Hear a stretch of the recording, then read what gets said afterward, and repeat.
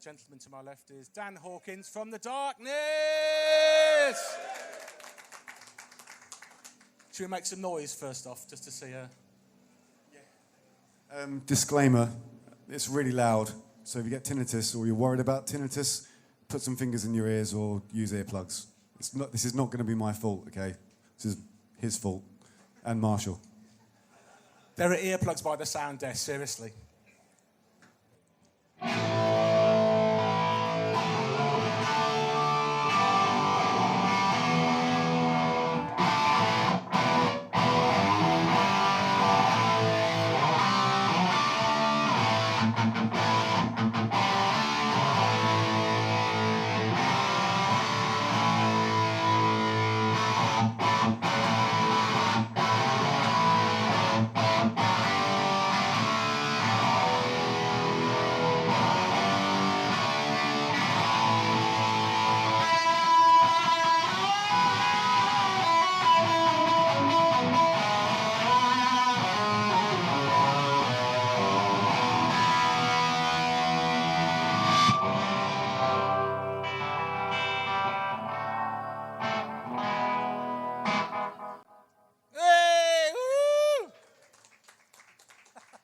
Some of it was in tune, that's okay. So we're here to talk about Marshall amps, as well as the guitar and the effects. You can see the effects on the telly there, before we switch over to the rugby in a bit. So let's just talk about the heads that you got there, Dan. 59 plexis, I believe. Yep. Factory spec, 59 plexis. They're both 100 watts, as you can probably work out. The first one is pretty much run clean-ish. And the second one has this diesel VH4 pedal in the effects loop, so it's actually bypassing the preamp completely and to make it sound really heavy. I should probably show you what they sound like individually, because it's interesting what you have to do to the second amp to make it sound as a massive whole. You kind of have to scoop a lot of the middle out, otherwise you're kind of piling middle on middle, so to speak. But yeah, factory spec, 1959 super leads. Cool. Do you want to go through the diesel pedal now while we're ready to rock? Yeah. So we're just turning this one off for now.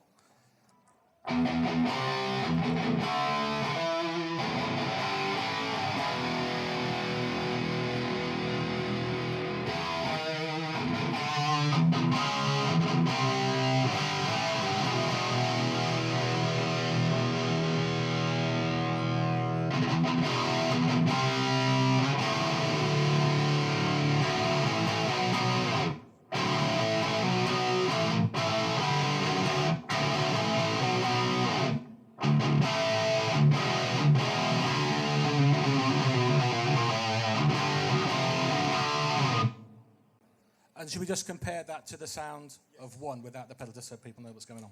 So this is turned off. The diesel's nothing to do with it now. This is this stack here.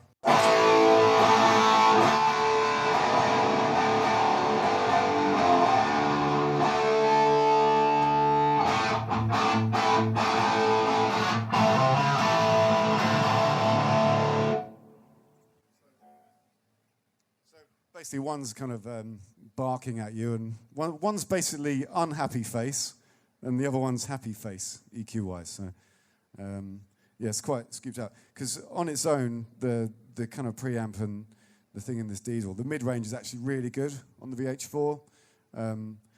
So for a while, I was running it, I set it up the way it sounds good on its own. It just sounded like shit with the other one together. So, yeah, it sounds mega scooped, but it works as a whole, I think. I should add, actually, sorry, at front of house, this signal is delayed. It's split into stereo, and it's delayed slightly on the left and slightly more on the right. So it separates from the original sound and becomes almost like a double-track guitar. That really helps with achieve that oomph. It kind of goes on in the choruses and stuff like that, you know, where it's supposed to get really big. Hang on. Should be a double act. Should we go through some of the pedals that we've got? So this is a Mike Hill, bottom left of the telly there. It's built by Mike Hill, who's done stuff for Queen and AC/DC and Coldplay, bizarrely, but they are quite big, so fair enough. So should we just go through some of the sounds and please explain which pedals you're using for what, and then play a little bit for each one? Thank you.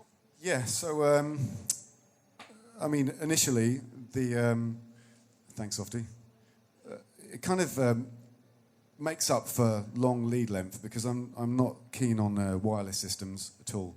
In fact, I hate them. And I have to have a kind of like a 20-meter cable. Is it 20-meter cable? So the initial thing that this does is it kind of, I don't know how he does it, but he boosts the signal so that it's exactly the same as if you plugged straight in, no matter how long your lead lengths are. It's incredible, really. So yeah, and it's basically a looping system, and it also can switch multiple amps in and out. It's actually built to run 3 amps, I think, and to switch channels on various heads, because I've had various other kind of things in my setup over the years.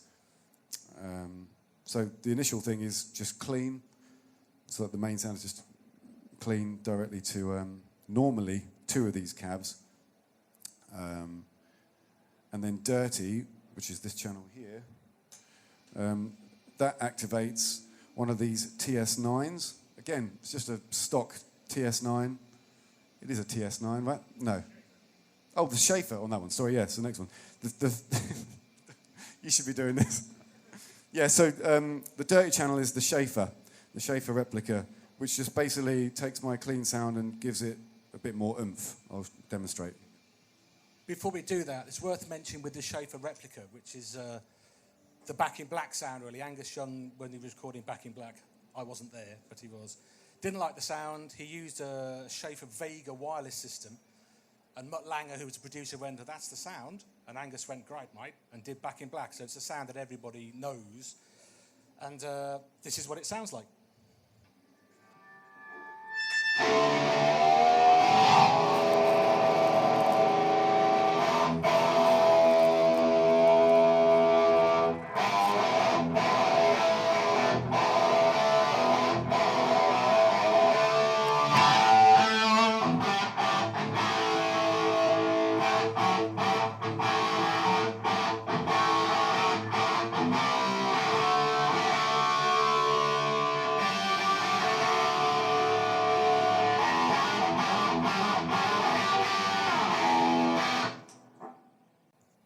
So there's different characters from the TS9 and from the Schaefer. The Schaefer has the preamp in the wireless pack that's built into that custom unit. It's on the far right of the top, just that you can't see with the light shining on it.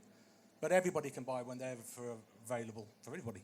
So it kind of sort of compresses it more than drives it. It's not really an overdrive. It's something else. It's it's got that kind of. You can't really explain it. In the studio, it works amazingly well when you're tracking guitars and you put that on. So with one, it doesn't really make that much of a difference, but you can really sort of hear that Back in Black sound appearing when you're tracking guitars with it on. Definitely. So there's also a pedal on there that says "Destroy" on it.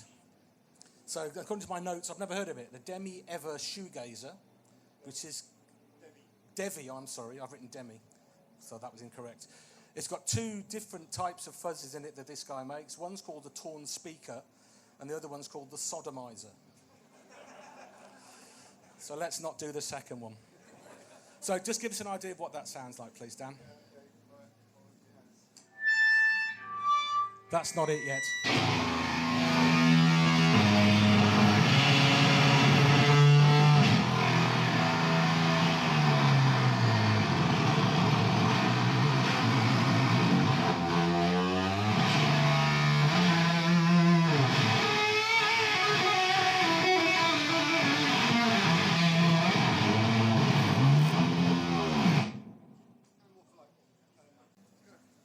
More of a special effect, really, than an effect.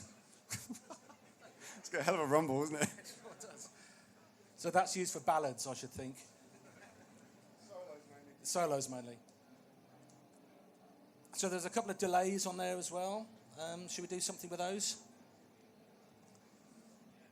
Mad Professor's Deep Blue delays, by the look. One of them's hand-wired, I believe. Is that right? So basically, I'm like probably most of you guys. I'm obsessed with pedals, And I've got a huge turnover of like buying and selling pedals because I just changed my mind so many times. It's normally delays. I must have bought 150 delays over the years. And I kind of settled on this because Marshalls are amazing and they're really versatile if you're not lazy like me and kind of use your pickup and volume selectors to good use. They clean up really nicely, but I don't really like putting things in the effects loop because it's kind of one more thing that can go wrong. It's another, I don't know. I know that they sound good in an effects loop, but I like mine at the front end for whatever reason. Probably because I actually was brought up using tape delays in the front end. So it's been really hard to find a delay that works in the front end of a Marshall because it's just so saturated. It normally just makes them sound like crap, basically. These are the best we've found so far on our journey. Because sometimes the ones that sound really nice and clean are almost too nice. And I don't know, these guys just really nailed it. And we have been through every single one. No doubt our search is not over, I think. But yeah, but I'll play them for you. You can listen to them.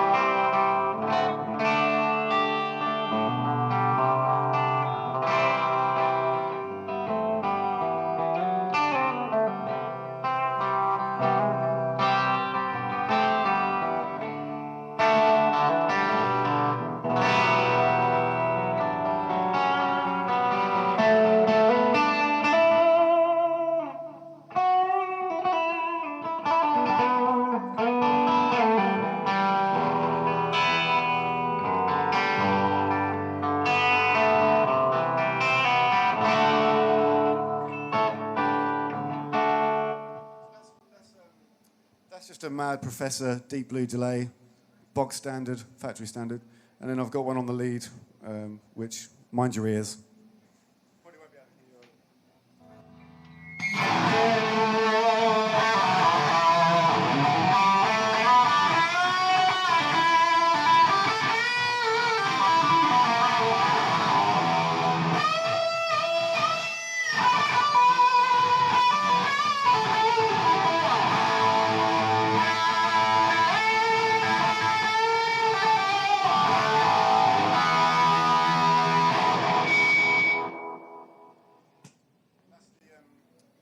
That's the hand-wired version, if you can hear it. Yeah. So it's all, really simple. Front end delay. One thing we haven't done is the chug sound. So when the chug sound is activated, that is a TS9, and that goes on in front of the 59 clean, and it's actually in front of the diesel as well, in front of the VH4, because I mean, these tube screamers are just amazing. You know, there's so much variation in the different models, and they always make things sound better, I think, anyway. So let's listen to that, shall we?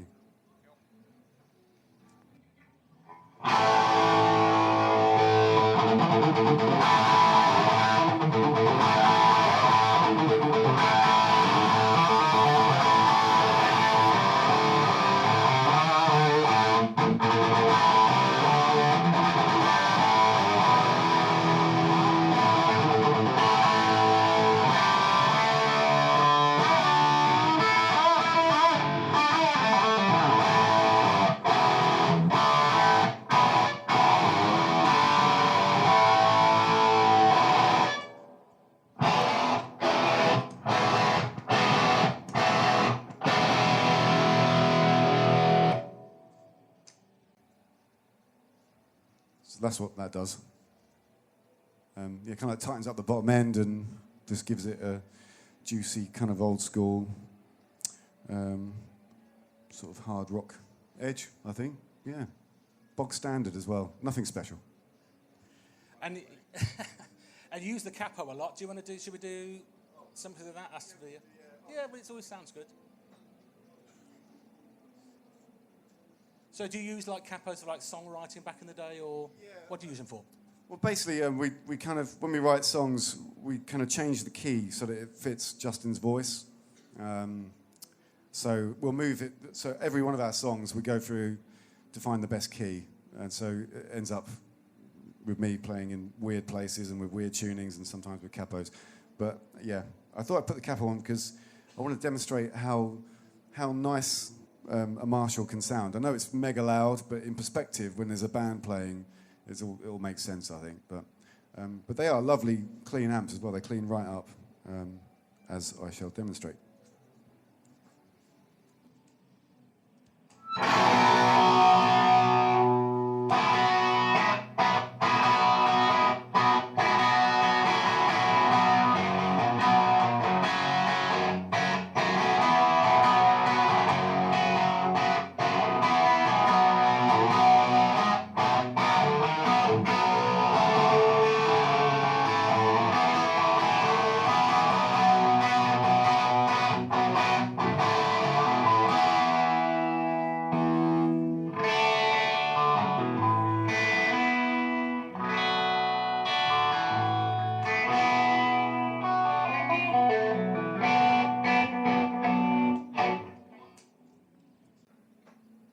So they're very versatile amps. You know, they are mega loud, but the whole point is you kind of have to ride the volume on your guitar all the time to get it into the sweet spot, which is something I could never be bothered to do before, but I'm sort of increasingly doing so that it's getting the best out of the head. Because, I mean, I used to kind of have 3 different heads to do the various jobs that you can do with your volume knob. It's just, you have to stop being lazy. Oh yeah, so again, I would normally run 2 cabs off this one head, and then we normally run two cabs off of this. It's not actually to show off because I've got a really small penis. It's actually because it changes the sound of the head. It kind of distributes the power, and the really middly barking sound that you're hearing out of this, it actually softens a bit once there are 2 cabs in. It is a bit more bearable, actually, at close distance. It kind of changes the EQ curve of the speakers or whatever, so it really does make a massive difference. So if you're going to run one of these, run it with 2 cabs. And they're just greenbacks, just standard 25 watts. Again, factory standard, although I've got some nice new basket weave stuff going on there, customised. Cool, well, I think as the man said, our time is up. So if you just please, a round of applause for Dan from the darkness. We'll take the capo off and give it a bit of rock and roll, a bit more. Just, I know you hadn't spotted it. Yeah, there should be some people who can actually play really good lead guitar coming up after this. The Marshall demonstrator, Simon, isn't it? Steve Smith. He'll be on later. Oh, so you're Simon, not you? Whatever. Cheers, thanks. Dan's going to be on the Marshall stand for most of the afternoon, so one more ear bleeding, then we'll reset the room, and Dan will see you on the Marshall stand in about an hour or so. Thank you.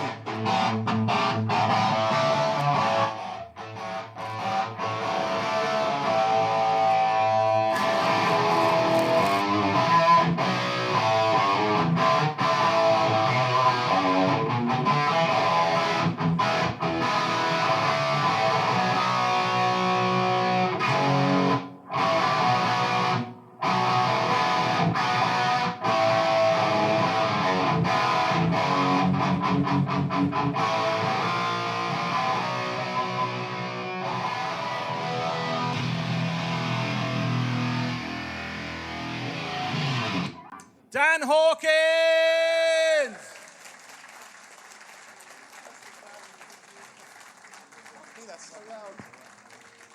So Dan, I'll see you on the Marshall stand in maybe an hour and a half time. Thank you.